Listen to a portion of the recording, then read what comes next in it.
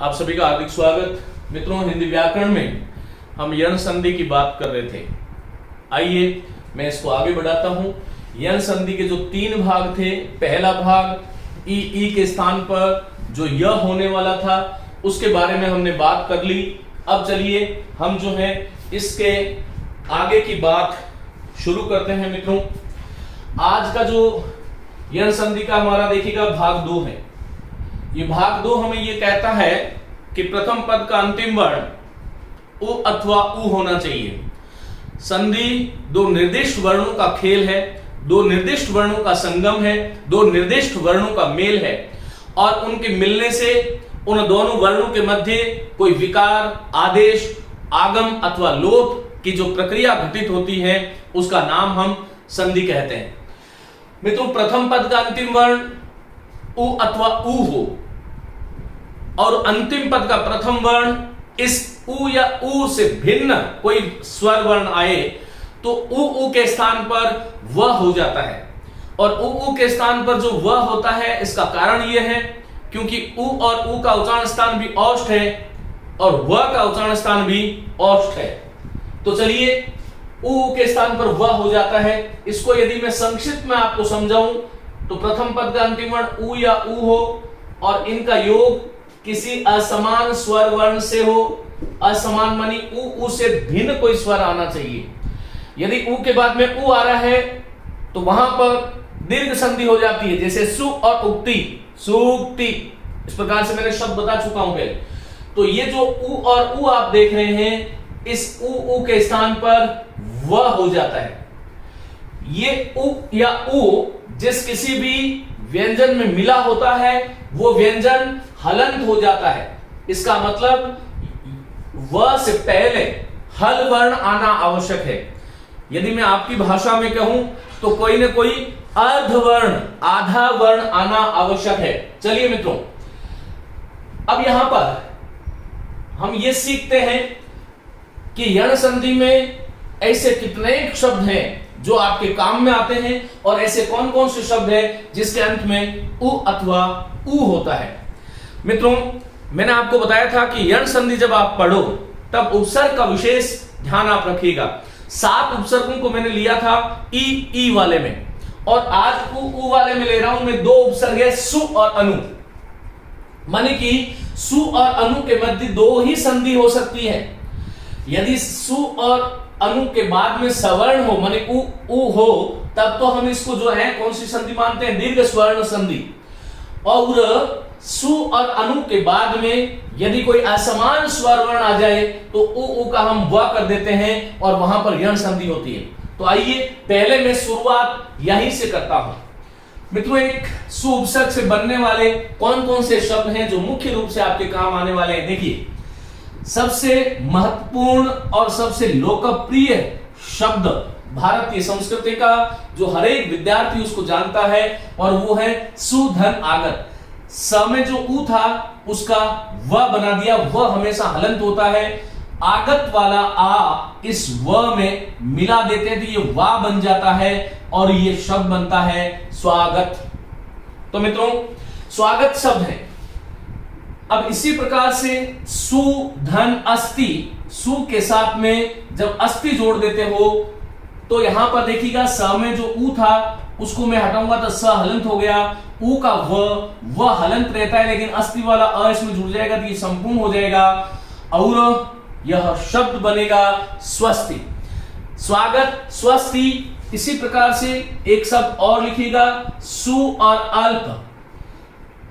अल्प ही सु मानी अच्छा होता है और उससे जो शब्द बनता है, देखो स में उ का व में अल्प वाला अ तो व पूरा और ये शब्द बनेगा स्वल्प। इसी प्रकार से सुधन अयम, सुधन अयम, इससे जो शब्द बनता है वो बनता है मित्रों स्वयं। तो ये ध्यान रखिएगा, स्वयं। तो स्वागत, स्वस्ति, स्वल्प, स्वयं। एक और शब्द बनता है सु के साथ में आदेश जोड़ते हैं। यहां पर आपको यह ध्यान रखना है कि सु और आदेश को जब हम जोड़ते हैं तब ये शब्द बनता है स्वादेश। यह शब्द हिंदी में पूछ लिया जाता है लेकिन हिंदी के काम का नहीं है, क्योंकि सु आदेश होना हिंदी में कहीं काम नहीं आता। लेकिन क्योंकि कुछ शब्द ऐसे हैं जिनको हमने हिंदी में अभी तक बचा करके रखे हुए, मूलतः ये संस्कृत का शब्द है, मानी ऐसे शब्द जिसमें सु आदेश हो जाता है, जैसे राम के आगे सु आदेश हो जाता है, लेकिन फिर भी ये शब्द चलता है। ये 5 शब्द है, स्वागत, स्वस्ति, स्वल्प, स्वयं और स्वादेश। मेरे विद्यार्थियों इसको आपको याद करना है ढंग से। अब यहां पर ऐसे शब्द जिनमें वस्तुतः यण संधि होती नहीं, सु उपसर्ग होता ही नहीं, अपने कान खोल करके मेरी बात को, आगे वाली बात को बहुत ध्यान से सुनना है। मैं कुछ ऐसे शब्द लिख रहा हूं जिसमें इसी प्रकार की आकृतियां यही दिखेगी, लेकिन वहां पर सु उपसर्ग नहीं होगा। देखो, सबसे लोकप्रिय शब्द है स्वाभिमान। अब हम लोग क्या करते हैं ना, ये स्वा देखा और वहां पर सु उपसर्ग कर देते हैं, यहीं पर समस्या हो जाती है। ये सब बनेगा स्वधन अभिमान से, इसमें सु उपसर्ग नहीं है, स्व उपसर्ग है। दूसरी बात, स्वाभिमान जो शब्द है वो 2 उपसर्गों से बना हुआ शब्द है।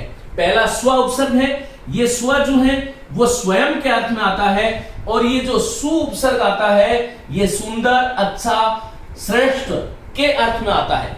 स्वाभिमान अच्छा अभिमान नहीं, अपितु स्वयं का अभिमान होता है। लेकिन यहां पर स्व और आगत, स्वयं के आगत को हम स्वागत नहीं कहते हैं, जिसका आगत मनी आना, सु मनी हमें अच्छा लगे, सुंदर लगे, उसी का हम करते हैं स्वागत। और इसलिए ये स्वाभिमान शब्द में सु उपसर्ग नहीं करना है। इसी प्रकार से एक और शब्द जो विद्यार्थियों को बहुत भ्रमित करता है, और वह शब्द है स्वाधीन। स्वाधीन का संविच्छेद भी स्व और अधि और ईन करोगे, और इसमें 2 उपसर्ग हैं, स्व और अधि। और दूसरा हमें यह ध्यान रखना है कि स्वाधीन शब्द जो है मित्रों, यण संधि से निर्मित नहीं है, ये दीर्घ सवर्ण संधि से निर्मित शब्द है। इसी प्रकार से स्वयं का अर्थ जो होता है वो स्वार्थ होता है, और इसका संधिविच्छेद भी हमें स्व और अर्थ करते हुए इसे हमें दीर्घ संधि का शब्द मानना चाहिए। इसी प्रकार से जैसे मैंने कहा स्वस्थ, तो स्वस्थ शब्द में कोई भी संधि नहीं है, ये ध्यान रखो। स्व उपसर्ग है, स्तः मूल शब्द है। स्व माने स्वयं में, स्व का अर्थ स्वयं बताया मैंने, और स्तः माने स्थित। जब हम स्वयं में स्थित हो जाते हैं तो स्वस्थ हैं, और जब स्वयं में स्थित नहीं होकर के बुखार इत्यादि में, रोग इत्यादि में कहीं भी स्थित हो जाते हैं तो उसको हम अस्वस्थ मानी स्वस्थ का विलोम बना लेते हैं मित्रों। इसी प्रकार से एक शब्द है स्वतंत्र। कई बार यह भी पूछ लेते हैं कि किस शब्द में संधि नहीं है या किस शब्द में संधि है, तो आपको जैसे स्वस्थ दे दिया, स्वतंत्र दे दिया, और एक जो है एक शब्द इस प्रकार का और देखिएगा, स्वस्थ है, स्वतंत्र है, एक शब्द आपको स्वस्थी दे दिया। तो हमें ध्यान रखना है कि स्वस्थ में, स्वतंत्र में कोई भी संधि नहीं है, लेकिन स्वस्ति शब्द में संधि है, सु और अस्ति। इस प्रकार से हमें ध्यान रखना है मित्रों। इसी प्रकार से एक शब्द है स्वांग।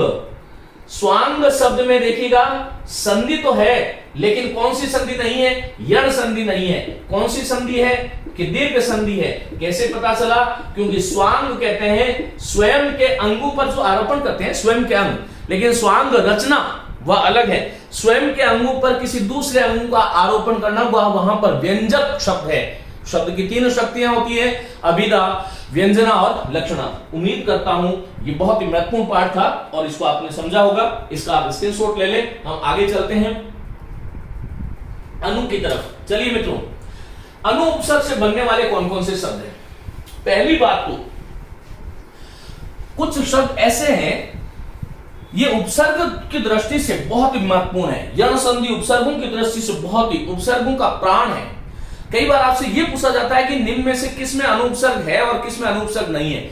वह आप तभी कर सकते हैं जब आपको दीर्घ स्वर संधि और यण संधि, क्योंकि मैं आपको यह बता चुका हूं कि सु और अनु, इन शब्दों में यदि, इन उपसर्गों में यदि कोई संधि होगी तो वो या तो दीर्घ संधि होगी यदि सवर्ण आ जाएंगे तो, और अन्यथा वहां पर जो संधि होगी वह यण संधि होगी। आइए मित्रों अनु की बात करते हैं। देखिए अनु और इत को जोड़ देते हैं तो देखो अ न हलंत हो जाएगा, उ जो है उसका व बन जाएगा, व कैसा? हलंत, लेकिन इत वाला ई इसमें जुड़ जाएगा तो ये इत की वर्तनी इस प्रकार से लगेगी और ये शब्द बनेगा अन्वित। विद्यार्थियों आपको ये ध्यान रखना है कि अन्वित शब्द जो है उसमें आप सीधा सीधा अनु कहीं दिखाई नहीं दे रहा, लेकिन संधि का ज्ञान आपको होना चाहिए। इसलिए उपसर्ग जो है, उपसर्ग प्रकरण जब मैं स्वतंत्र रूप से आपको पढ़ाऊंगा, कुछ और नई दृष्टि में आपको दूंगा, लेकिन ये ध्यान रखो कि यहां पर दिखाई तो अन दिखाई दे रहा है, जबकि उपसर्ग कौन सा है? अनु। ये अनु में जो ऊ था उसका क्या बन गया? व बन गया। और ऊ को मैंने जब न में से हटाया तो न हलंत हो गया, और इत वाला ये वर्तनी जो थी ई की वो इसमें जुड़ गई, इसलिए यह शब्द बन गया अन्वित। मित्रों इसी प्रकार से अनु और ईक्षक, देखो अनु और ईक्षक ये शब्द आया। अब आप बनाओ, देखो अ फिर न हलंत करूंगा क्योंकि ऊ का मुझे हिसाब किताब करना है, ऊ का मुझे व करना है, तो ये व कर दिया। व कैसा होता है? हलंत, लेकिन ईक्षक वाला ई ये बड़ा हो जाएगा और ये शब्द क्या बनेगा? अनवीक्षक। अनवीक्षक। इसी प्रकार से अनु और ईक्षण को जोड़ दोगे, अनु और ईक्षण को जोड़ दोगे तो ये शब्द क्या बनेगा? अनवीक्षण। और अनु और ईक्षा को जोड़ दोगे, अनु और ईक्षा को जोड़ दोगे तो ये शब्द बनेगा अनवीक्षा। और इसी प्रकार से अनु और अय को जोड़ दोगे, अनु अय जोड़ दोगे, देखो अ फिर न, ऊ का व, हलंत व में अय वाला अ जुड़ जाएगा और ये शब्द बन जाएगा अन्वय। अन्वय का मतलब है एक के पीछे एक को रखना, क्रमबद्ध तरीके से किसी शब्द को एक शब्द के पीछे उसी रूप में लिखना जिस रूप में वो था। एक और महत्वपूर्ण शब्द लीजिएगा, अनु और एषण क्या बनेगा? देखो अ फिर न हलंत, ये जो ऊ है उसको क्या बना दिया? व, और व में एषण वाली एक वर्तनी, तो ये वे और ये श और ये न, अन्वेषण। और जैसे अन्वेषण बनता है वैसे के वैसे ही अनु और एषक से शब्द बनता है अन्वेषक। अन्वेषक, अन्वेषक मानी अनुसंधान करने वाला। इस प्रकार से हमें ध्यान रखना चाहिए। मित्रों यहां पर एक और शब्द मैं आपसे जो है बताना चाह रहा हूं। एक शब्द जो बार बार परीक्षाओं में पूछा जाता है वह है समन्वय। इस शब्द में आपसे यह भी पूछ लिया जाता है कि इसमें उपसर्ग कितने हैं। तो पहले तो मैं इसकी पूर्ण खंड कर देता हूं। एक सम उपसर्ग है, एक अनु उपसर्ग है और एक अन्वय है। अन्वय को मैं आपको कैसे बनता है ये बता चुका हूं, अनु और अय से। अनु और फिर अय मूल शब्द है। अब अनु और अय से क्या बना? अन्वय।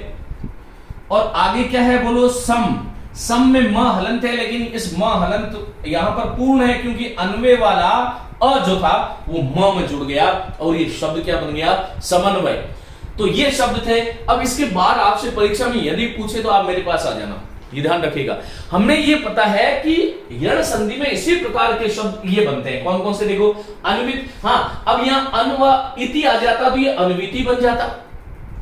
अन्विति है, अन्वित है, अन्विति है, अन्वीक्षण है, अन्वीक्षक है, अन्वीक्षा है, अन्वय है, अन्वेषण है, समन्वय है, समन्वय में सम और अनु है। एक और शब्द लिख लो, थोड़ा कठिन आ जाए तो अनु और ऋचा। जो ऋचा, एक ऋचा के पीछे जो दूसरी ऋचा जो उच्चारित, ऋचा मानी मंत्रों का समूह, मैं बता चुका हूं। तो यहां पर शब्द बनता है अ न, ऊ का व में री वाला री और ये शब्द बनेगा अनवरीचा। इसको मौस कर लेना आप। तो इस दृष्टि से ये पूर्ण होता है। अनु उपसर्ग की बात, इसका आप स्क्रीनशॉट ले लें। जहां पर आपको समझ में नहीं आए जरूर आप वहां पर पूछेगा। चलिए मित्रों, और आगे चलता हूं। मित्रों अब हम बात करेंगे उपसर्ग। हमारे दो उपसर्ग जो थे उसकी बात हमने कर ली, और अब मैं बात करूंगा आपसे अन्य शब्द जो है वो कौन कौन से। देखिए सु हो गया, अनु हो गया, शिशु की बात करते हैं। शिशु से जो बार बार जो शब्द पूछा जाता है वो एक शिशु के साथ में अंग शब्द है। देखो कैसे बनेगा? शी, फिर ये श, फिर ये ऊ जो है उसका व हलंत, और आगे क्या है बोलो? अंग। अब इसको मिला दूंगा तो शब्द क्या बनेगा? शिशुअंग। इस प्रकार से यह शब्द बना शिशुअंग। इसी प्रकार से कई बार हम कहते हैं कि भाई शिशु की इच्छा क्या है ये देखनी चाहिए। इसको हम अलग अलग नहीं लिख करके जब एक संधि युक्त शब्द में लिखेंगे तब यह शब्द बनेगा शिश्वेच्छा। शिशु और इच्छा से जो शब्द बनेगा वह बनेगा शिश्वेच्छा। और और शिशु और अंग हो गया, शिशु और आदेश से शिशुआदेश बनेगा। शिशु और उपचार जोड़ोगे तो यहां पर यन संधि नहीं होगी क्योंकि उ के बाद में उ आ रहा है, इसलिए यहां पर इस चीज को हमें ध्यान रखना पड़ेगा। इसी प्रकार से मित्रों शिशु के साथ में एकता जोड़ते हो तो क्या शब्द बनेगा, देखो शी, फिर श, उ का व, ए वाली वर्तनी इधर, और ये शब्द बनेगा शिशवेकता, शिशवेकता। तो ये शिशु हो गया। अब मनु की बात करते हैं, चलिए मनु और इच्छा, लेकिन उससे पहले एक बहुत महत्वपूर्ण शब्द है मनवंतर। ये भारतीय संस्कृति का बड़ा महत्वपूर्ण शब्द है। और म न उ का व हलंत होता है, हलंत व में अंतर वाला है तो ये व बन जाएगा और ये शब्द मनवंतर। इसी प्रकार से मनु का आदेश, मनु धन आदेश, और ये शब्द बनेगा म न का उ का व में आदेश, मनवादेश। इस प्रकार से ये तीन शब्द हो गए, मनवंतर, मनवादेश, और मनो और इच्छा को जोड़ लोगे तो शब्द बनेगा मनवीच्छा। चलिए मित्रों, मनु की बात हुई, शिशु की। धातु, अब ये धातु देखो, धातु के दो अर्थ है। एक धातु जो शब्द है वो संस्कृत की दृष्टि से देखें तो इसमें धा धातु है और तुन प्रत्यय, तुन का न चला जाता है, तू जुड़ जाता है। अब ये धातु जो शब्द है इसके दो अर्थ है। एक तो ब्रह्मा को धातु कहते हैं, इसी धा में त्रि जुड़ता है तो धाता, वि जोड़ते हैं तो विधाता, और स्त्रीलिंग में विधात्री, विधाता विधान करने वाला, विधात्री विधान करने वाली। अब ये धातु का अर्थ यहां पर ब्रह्मा है, ये हमें ध्यान रखना है। और दूसरा धातु जो लोहा इत्यादि है वह भी धातु है। अब मित्रों देखो, जैसे मैं कहूं आपसे कि धातु के साथ में आपको इच्छा जोड़ना है, इन शब्दों का अर्थ भी हम जाने, क्योंकि केवल पढ़ना उद्देश्य नहीं है। मेरा उद्देश्य यह होता है कि जो विद्यार्थी वर्ग है वो इन शब्दों के सही स्वरूप को पहचाने, जाने। तो क्या होगा बोलो, धा, फिर त का उ का व में ये इच्छा वाला जोड़ेंगे तो ये देखो धात्व इच्छा। अब मैं आपसे पूछता हूं कि यहां पर धातु का अर्थ लोहा इत्यादि है या ब्रह्मा इत्यादि है, तो ये ब्रह्मा है क्योंकि लोहे की इच्छा नहीं होती। धातु इच्छा, धातु मानी विधाता, इस तरह से धातु और इच्छा ये हो गया। इसी प्रकार से मित्रों धातु आदेश, ब्रह्म आदेश के लिए शब्द आता है धातु आदेश, तो ये शब्द क्या बनेगा, धात्वादेश।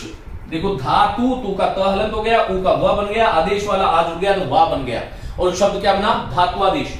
और इसी प्रकार से एक शब्द जो है वो है धातु और आकार। यहां पर ये जो शब्द है, यह धातु जो है यह लोहा इत्यादि है, उसका आकार क्या है।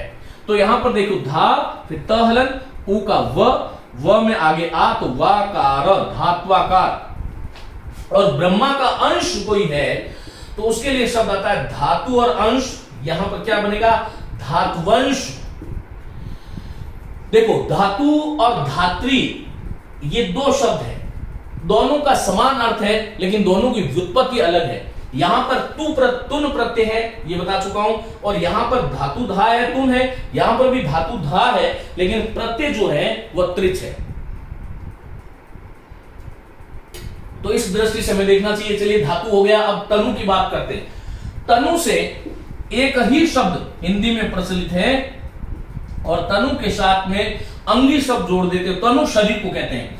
तन धातु है, विस्तार अर्थ में शरीर विस्तार को प्राप्त होता है इसलिए वह तनु है, और तनु के साथ में अंगी जोड़ते हैं, ये न उ का व, और व में अंगी वाला अ जुड़ जाएगा, शब्द बनेगा तन्वंगी। लेकिन अब ये तन्वंगी शब्द जो है, तनु पतला अर्थ का भी वाचक है, तनु शरीर को भी कहते हैं। तो यहां पर देखिएगा तन्वंगी मानी कृष काय जो है वह तन्वंगी है, इस तरह से ध्यान रखना। तो तनु हो गया। अब लघु से कुछ और काफी शब्द बनेंगे, इसलिए पहले एक बार इसका स्क्रीनशॉट ले लें और मैं आगे आपसे बात करूंगा लघु से कौन कौन से। लघु जो है मित्रों इसका अर्थ होता है ह्रस्व, छोटा, और इस लघु से जो महत्वपूर्ण शब्द, जो पहला ही महत्वपूर्ण शब्द बनता है और जो परीक्षाओं में पूछा जाता है वो है लघु और आचार्य। ये शब्द बनता है ल, फिर ग में उ का व हलंत होता है आचार्य वाला आ तो वाचार्य। तो शब्द क्या बना, लघ्वाचार्य। तो लघु से ये बहुत ही महत्वपूर्ण शब्द यहां पर बना, लघु से लघ्वाचार्य। लघु इच्छा यदि है, लघु और इच्छा, छोटी है जो इच्छा, कर्मधारय समास का उदाहरण ध्यान रखिएगा। तो ये शब्द बनेगा ल, फिर ग, उ का व, ई की मात्रा यहां पर वर्तनी, और ये शब्द बनेगा लघु इच्छा। और लघु किसी का आकार है तो लघु और आकार जो है उसको क्या करेंगे, ल, घ, उ का व में आ तो वा, और ये शब्द बना लघ्वाकार। और लघु है जिसके अंग, तो लघु और अंग से यदि आप शब्द बनाओगे तो ये शब्द बनेगा लघ्वंग, लघ्वंग। और लघु है औष्ठ जिसके, तो लघु धन औष्ठ को जोड़ दोगे तो ये शब्द क्या बनेगा, ल, फिर ग में उ का व, और ये शब्द बनेगा लघ्वोष्ठ। ये 5-6 शब्द जो मैंने लिखे हैं वो याद करके चले जाना। लघु से यदि आएगा, अभी तुम्हें एक और बता दूं कि संस्कृत में भी इनसे बार शब्द नहीं पूछा जाता। आप हिंदी की छोड़िएगा, आप हिंदी की दृष्टि से तो बिल्कुल निश्चिंत हो जाए, लेकिन संस्कृत में कुछ यहां पर होगा क्या, देखो लघ्वाचार्य विसर्ग लग जाता है, तो ये ध्यान रखो। तो ये लघु शब्द हो गया। अब अणु से एक शब्द बनता है, कौन सा, आइए अणु के साथ में अस्त्र जोड़ते हैं। देखो अ, फिर न और फिर क्या होगा, उ का व हो जाएगा, व हलंत होता है, अस्त्र वाला अ जुड़ जाएगा, व पूरा हो जाएगा, और ये शब्द बनेगा अण्वस्त्र, अण्वस्त्र। और परमाणु से भी वही शब्द बनेगा, परमाणु और अस्त्र। और ये बहुत बार पूछा जाता है परीक्षा में, मोस्ट करो इसको। क्या लिखूं, परमाण, न में उ का व में अ तो व पूरा, और शब्द क्या बना, बोलो परमाणुअस्त्र। तो अणु से अण्वास्त्र और परमाणुअस्त्र। इसी प्रकार से आगे चलते हैं अपन। देखिए अणु की बात होगी, परमाणु की बात होगी। गुरु बहुत महत्वपूर्ण शब्द है, इसको पहले आप स्क्रीनशॉट ले लें, हम आगे चलें उससे पहले। गुरु बहुत ही महत्वपूर्ण शब्द है और यण संधि में बहुत बार इससे बने हुए शब्दों को पूछा जाता है, इसलिए बहुत ही ध्यान से आपको पढ़ना है। चलिए मित्रों, गुरु शब्द की बात करते हैं। पहला ये शब्द गुरु और आज्ञा। देखो क्या करूंगा, गु र हलंत उ का व, आगे क्या है, आज्ञा। तो ये हमारे पास जो शब्द आए थे हमने इसका संधि इस प्रकार से कर दिया। अब इसको मिला दो, चलिए मिलाते हैं। गु, फिर र हलंत रखो, व में आ जुड़ गया तो वा पूरा, अब र को ऊपर जगह मिल गई, ऊपर चला जाता है, और ये शब्द बना गुर्वाज्य। बहुत ही महत्वपूर्ण शब्द है गुर्वाज्य। इसी प्रकार से गुरु के साथ में अनुमति जोड़ देते हैं, बहुत महत्वपूर्ण शब्द है, बहुत बार पूछा जाता है। गु, फिर र, फिर उ का व, फिर अनुमति, और ये सब क्या बनेगा, गुर्वानुमति।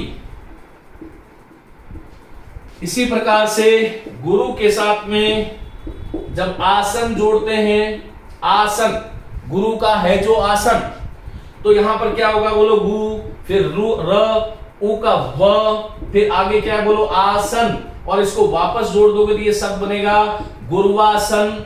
और गुरु के साथ में यदि आप इच्छा जोड़ देते हो तो ये शब्द बनेगा, अपने आप बना लेना इनको, जैसे मैंने आगे बताया, गुरुविच्छा। इस प्रकार से गुरु के साथ में जब औदार्य, गुरु का औदार्य, ऐसा शब्द यदि आप जोड़ते हो तो ये शब्द बनेगा गु, फिर वऊ, र ऊपर चला जाएगा, गुरुवौदार्य। इस प्रकार से ये गुरु शब्द बहुत ही महत्वपूर्ण है। देखिए गुरुवाज्ञा, गुरुवानुमति, गुरुवासन, गुरुइच्छा, गुरुवौदार्य। एक शब्द और लिख देता हूं, गुरुधन आदेश। आपको शब्द बनाने आने चाहिए, तो शब्द क्या बनेगा, बोलो गुरुवादेश। इन शब्दों के बाद कुछ भी देखने की आवश्यकता आपको नहीं है। चलिए मित्रों, हम इनको मिटा रहे हैं, स्क्रीनशॉट ले लें आप, और आगे बात करेंगे हम मधु की। मधु शब्द से संस्कृत में जो पूछा जाने वाला शब्द है वह पहले लिख देता हूं, वह हिंदी में भी पूछा जाता है, ऐसा नहीं कि संस्कृत में।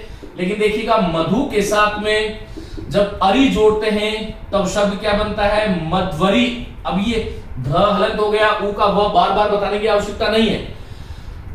मधु के साथ में जब आदेश शब्द को जोड़ते हो तब यहां पर देखिएगा, म ध में उ का व हलंत आ जुड़ जाएगा, शब्द क्या बनेगा, मध्वादेश।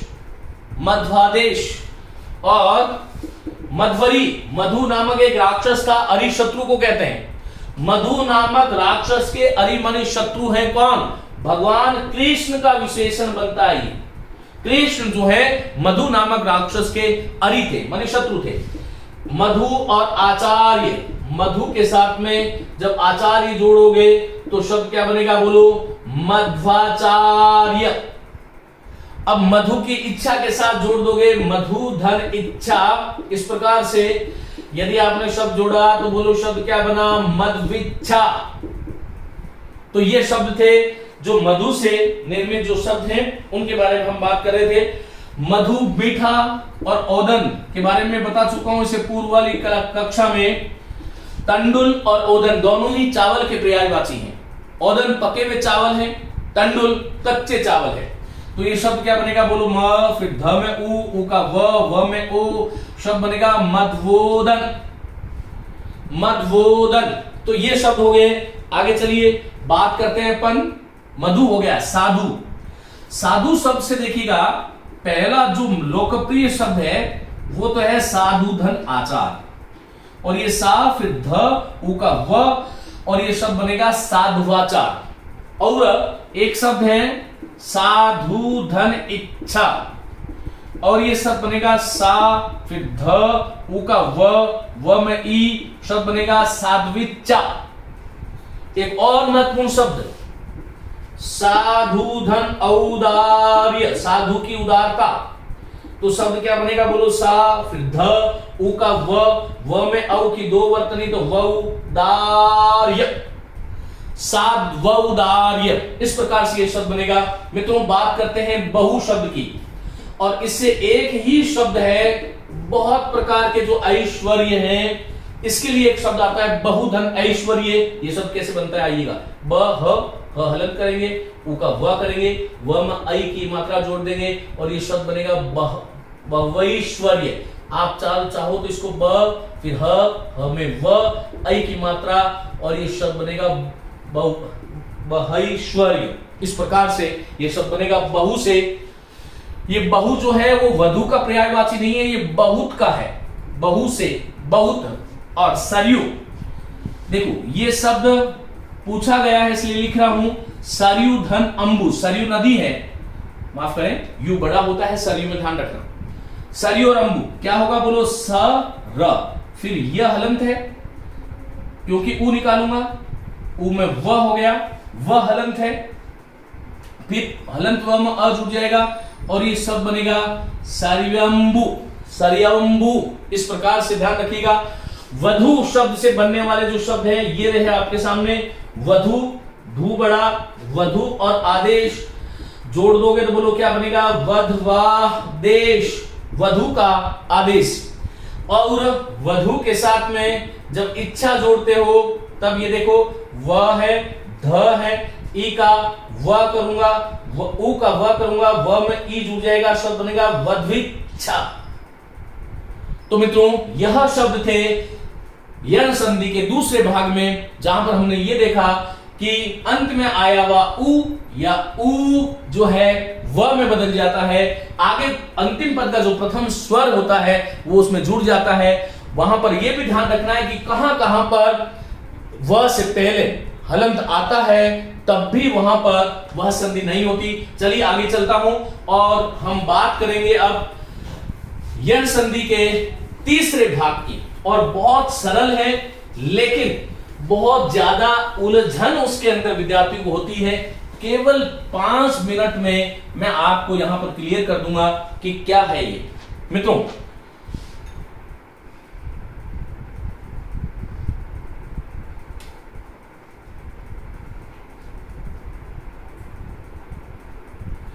यण संधि का तीसरा पार्ट यह है कि प्रथम पद का अंतिम वर्ण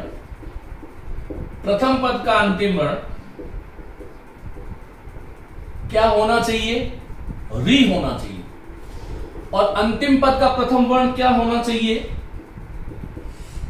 इनसे कोई असमान स्वर वर्ण होना चाहिए, मानी री के बाद में री नहीं आना चाहिए, असमान स्वर होना चाहिए। यदि ऐसा होता है तो ये जो री है इस री के स्थान पर र कर देते हैं। ये ध्यान रखो। अब हमें ये जानना चाहिए कि प्रथम पद का अंतिम वर्ण री कहां कहां पर आता है। तो देखो, सबसे महत्वपूर्ण शब्द लिख देता हूं। एक तो पितृ शब्द है, एक मातृ शब्द है, एक भ्रातृ शब्द है, एक जामातृ शब्द है, जवाई को कहते हैं, एक दात्री शब्द है। ये न केवल हिंदी के लिए अपितु तो संस्कृत के लिए भी बहुत महत्वपूर्ण है, दात्री। और एक शब्द स्वश्री। हम इन्हीं शब्दों की बात करने वाले हैं यहां पर। मित्रों, आपको यह ध्यान रखना है कि यण संधि का ये तीसरा पार्ट कहां होता है, जहां पर किसी शब्द के बीच में त्र आ जाए। और ये बहुत महत्वपूर्ण है, त्रा आ जाए, कहीं पर त्रि अथवा त्रि आ जाए, कहीं पर त्रु आ जाए, अथवा कहीं त्रु जो आएगा नहीं, कहीं पर त्रे आ जाए या त्रयी आ जाए या फिर त्रो आ जाए या शब्द के बीच में त्रऊ आ जाए, तो वहां पर आपको 100% यण संधि करनी है। और यण संधि में तीसरा भाग प्रथम पद का अंतिम वर्ण री हो और री का योग असमान स्वर से होता है, तो री के स्थान पर र हो जाता है। चलिए मित्रों, कैसे कौन कौन शब्द है, जैसे हम बात करते हैं पितृ शब्द है।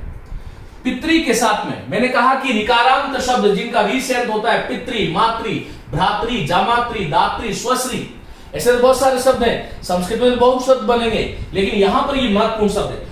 पितृ के साथ में यदि मैं अनुमति शब्द जोड़ दूं तो क्या शब्द बनेगा? देखिए, पितृ के साथ में अनुमति जोड़ने से पी फिर त हलंत कर दूंगा। एक शब्द में बनाना सिखा देता हूं, इस प्रकार से बनता है। ये जो री है उसको हमें र करना है, तो ये र हलंत हो गया।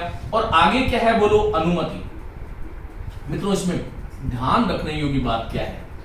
देखो, पी लिखूंगा, आगे मेरे पास त, र और अ। हम जानते हैं कि हलंत त, र और अ से मिलकर के एक हमारा संयुक्त वर्ण बनता है जो कि त्र होता है। अब ये शब्द यहां पर त्र हो जाएगा, तो पित्र, फिर नु, म और ती, शब्द क्या बनेगा? पित्रानुमति। मित्रों, इसी प्रकार से रीट परीक्षा में एक प्रश्न आया। क्या? एक शब्द आया था मात्रानंद का संधि विच्छेद है, और परीक्षक ने क्या किया? वहां पर पहला दिया मात्रा धन आनंद, बी में कुछ और दिया, और सी में एक दे दिया मातृधन आनंद। और हमने क्या किया? अधिकांश विद्यार्थियों ने मात्रा और आनंद से मात्रानंद बना दिया, और उनका चिंतन यह था कि त्रा वाला आ और आनंद वाला आ मिलकर के आ बन जाएगा, और ये दीर्घ संधि हो जाएगी, और ये शब्द बन जाएगा मात्रानंद। एक सभी आप लोगों के लिए सूचना है कि संधि जब भी हम करते हैं, वहां पर एक विशेष बात आपको ध्यान रखनी है। और वह विशेष बात क्या है मित्रों?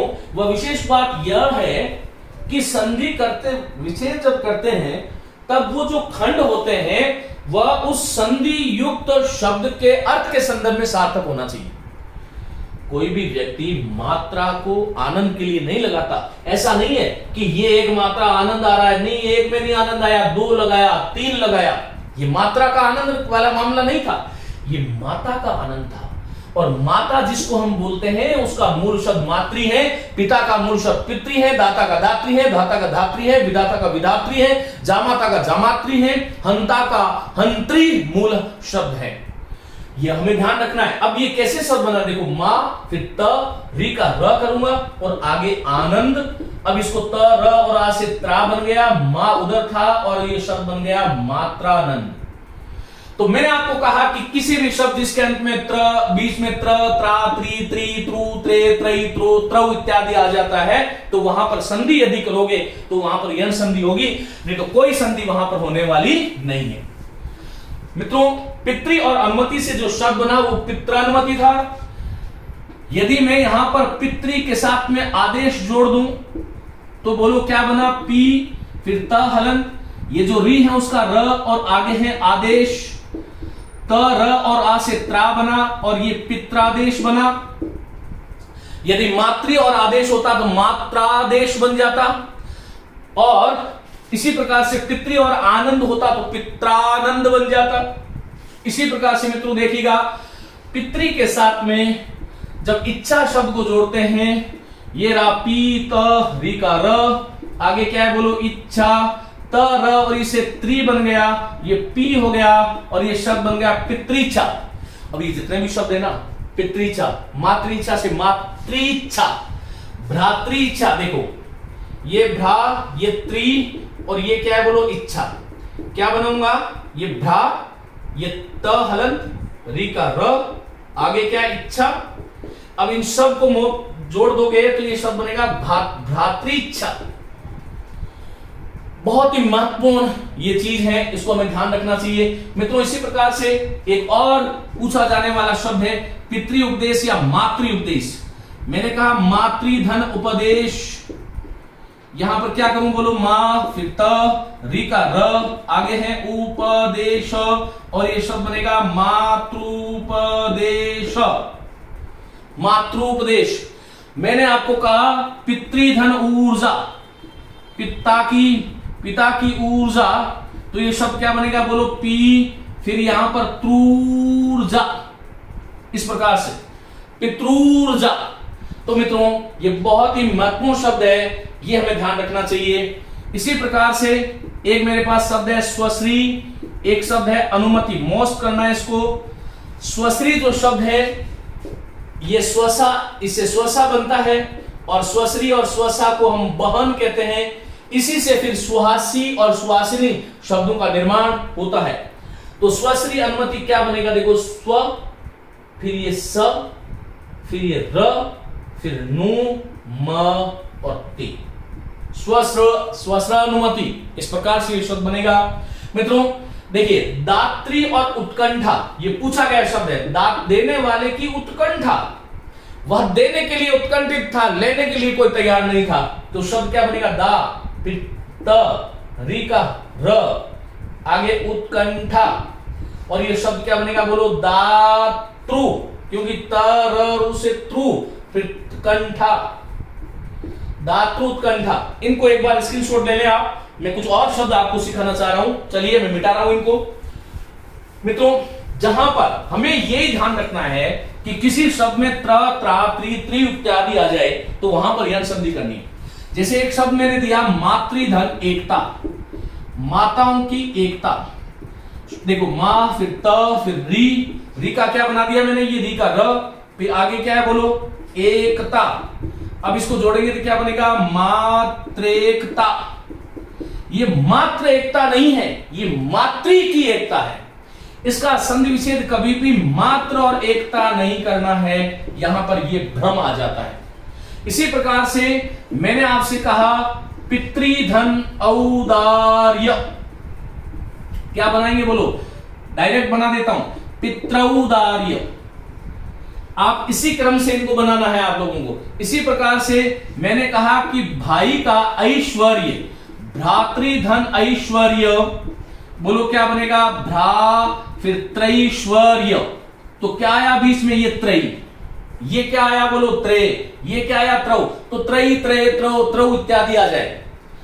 यदि मैंने कहा भ्रातृ और एकता जोड़ो, क्या बनेगा, शब्द बनेगा भ्रा, फिर त्रेकता, और भ्रातृ के साथ इच्छा जोड़ा तो भ्रातृच्छा, और पिता के साथ में ओ जोड़ दिया पितृ, इधर लिख देता हूं, ये शब्द है पितृ और आगे शब्द है ओज, पिता का ओज शब्द बनेगा पित्रोज। तो क्या आ गया बीच में, त्रो आ गया, क्या आ गया कि त्रे आ गया, क्या आ गया त्रयी आ गया, क्या आ गया औ आ गया त्रौ, और क्या आ गया त्रे आ गया।